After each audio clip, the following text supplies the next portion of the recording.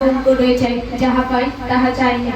এই পৃথিবীতে মানুষের চাওয়া পাওয়া শেষ নেই। অনেক কিছু পাওয়ার পরও আরো পাওয়ার জন্য মন ব্যাকুল হয়। ঠিক তেমনি মোবাইল ফোন, এটি আমাদের যে কোনো বিপদে সাহায্য করে। এটি আমাদের হাতে আসার পর আমরা এর প্রতি এতই আসক্ত হয়ে পড়েছে, আমরা এটি থেকে ভালো নিতে নিতে কখন যে খারাপের দিকে চলে যায় তা আমরা নিজেরাও বুঝতে পারি।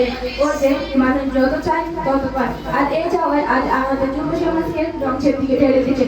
ধন্যবাদ মাননীয় মডারেটর, বিজ্ঞ বিচারক মহলে, আমার পক্ষ ও বিপক্ষ দলের বন্ধুরা যারা দেখছেন ও শুনছেন তাদের সবাইকে জানান আমার পক্ষ থেকে আন্তরিক শুভেচ্ছা ও সালাম। আসসালামু আলাইকুম।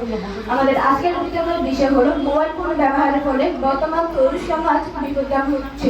অত্যন্ত যুক্তিসঙ্গত কারণে আমি ও আমার দল এর পক্ষে অবস্থান করছি।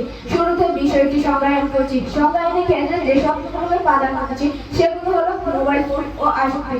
প্রথমত মোবাইল ফোন এর মাধ্যম বলতে বুঝেছি এমন এক ধরনের অনলাইন সেবা প্ল্যাটফর্ম থাকা ওয়েবসাইট যেখানে বার্তা, ছবি, মন্তব্য, বিবরণ, অডিও বা ভিডিও কলিং ইত্যাদির মাধ্যমে একটি কাল্পনিক সামাজিক সম্পর্ক তৈরি হয়। এবং আসক্তি বলতে বুঝেছি যাকে ঘিরে অস্থিরতা বিরাজ করছে, যেটি কিনা তরুণ তরুণীদের মস্তিষ্ক নষ্ট করে ফেলছে। মাননীয় মডারেটর, আমি তরুণী হয়ে কি আমি বলবো তরুণ তরুণীদের কথা, তাদের যাদের কিনা এখন জীবনে প্রতিটি ক্ষেত্রে মাধ্যম হচ্ছে পড়াশোনা, প্রতিদিনের মাধ্যম হচ্ছে মোবাইল ফোন, এবং তাদের সবচেয়ে কম গুরুত্বের বিষয় হচ্ছে পড়াশোনা। আসলে একটি তথ্যচিত্র দেখি 6 জানুয়ারি 2019 দৈনিক জনতাতে এক পত্রিকায় প্রকাশিত হয়েছে বর্তমানে সারা বিশ্বে ইন্টারনেট ব্যবহারের সংখ্যা 80%, এর মধ্যে তরুণদের সংখ্যা 70%। এই তথ্যচিত্রের প্রেক্ষাপটে বাংলাদেশে দেখানো হচ্ছে এদেশে ইন্টারনেট ব্যবহারের সংখ্যা 64,10,000, যার মধ্যে তরুণদের সংখ্যা 19%। মাননীয় মডারেটর, 18 থেকে 34 বছর বয়সের নারী ও পুরুষ তরুণ তরুণী মিলে এই মোবাইল ফোনের মাধ্যম দখল করে রেখেছে 19%। মাননীয় মডারেটর, বাংলাদেশে 50% গেম করার উদ্দেশ্যে মোবাইল ব্যবহার করে। রাতের পর রাত জেগে কথা বলতে বলতে তাদের শরীরকে নষ্ট করে ফেলে, কারণ মোবাইলে অধিক কথা বলা স্বাস্থ্যের জন্য ক্ষতিকর, বিশেষ করে ব্রেন ও হার্টের জন্য। মাননীয় মডারেটর, এক পর্যায়ে তারা অসীম কথাবার্তা করে। হারম্যান বলেছেন, "It is better to fail in ordination to success in imitation." ওষুধ আনছে পবিত্র বেদনা হল এই মোবাইল ফোন ব্যবহার করে আজ তরুণ প্রজন্ম প্রায় শতভাগের কোনো না কোনো খারাপ কাজে সরাসরি সম্পৃক্ত।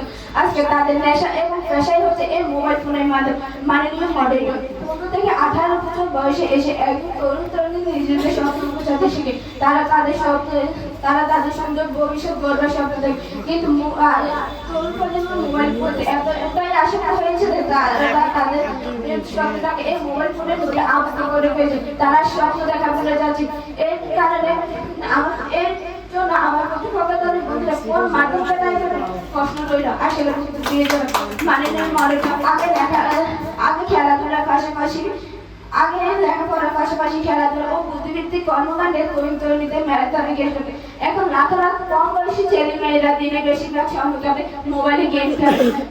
হাট, মাঠ, গান, রাস্তায় এমনকি বাড়িতে দেখা যায় নতুন প্রজন্মের ছেলেমেয়েরা মোবাইলে ব্যস্ত থাকায় গেম খেলায় ও বন্ধুদের সাথে থেকে মোবাইলের ব্যবহারে আসক্তির ফলে পরিবেশ সদস্য আত্মীয় স্বজনদের দেখা সাক্ষাৎ গড়ে ওঠা, সামাজিক অনুষ্ঠানগুলোতে সক্রিয় হওয়া, এসব বর্তমান তরুণ প্রজন্মের কাছে অতীত। এরপরটি আমার কথাবার্তার বন্ধুরা বলবে যে মোবাইল ফোনের মাধ্যমে ব্যবহার করে বর্তমান তরুণ প্রজন্ম বিপদগামী হচ্ছে। মাননীয় মডারেটর, কথা আছে পাপিকে নয় পাপকে ঘৃণা করবে, তেমনি আমরা মোবাইল ফোনকে না মোবাইল ফোনের মাধ্যমে খবর আসা থেকে ঘৃণা করছি, যেটা আমাদের তরুণ সমাজকে ধ্বংস করে ফেলছে। ধন্যবাদ মাননীয় মডারেটর, ধন্যবাদ সবাই।